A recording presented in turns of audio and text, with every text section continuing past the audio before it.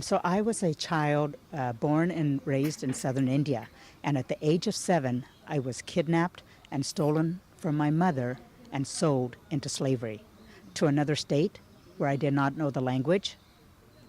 I didn't know, I was unfamiliar with the area, and I didn't know what was happening to me.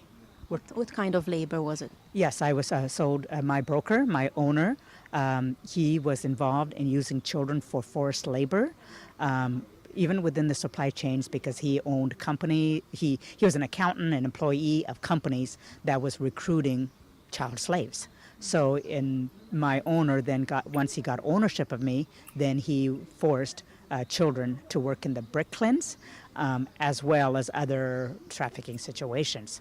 So I look so desperately because of the abuse that happened to me, of being held in a cage and forced torture and abuse that happened to me, that I appeared to be dysfunctional.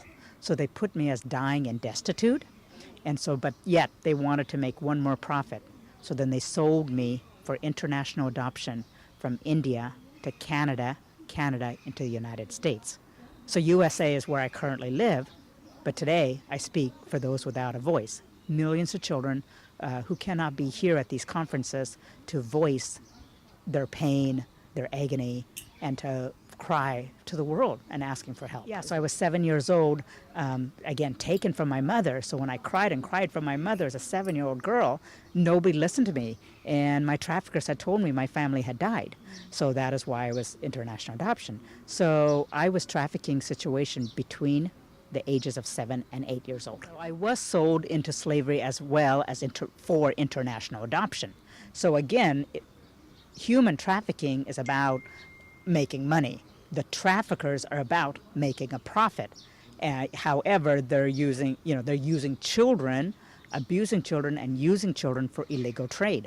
So we know today it's $150 billion industry according to the International Labor Organization. We realize, it's approximately 46 million slaves in the world today. I'm representing the one because I don't want the world to miss the one that we need to care for.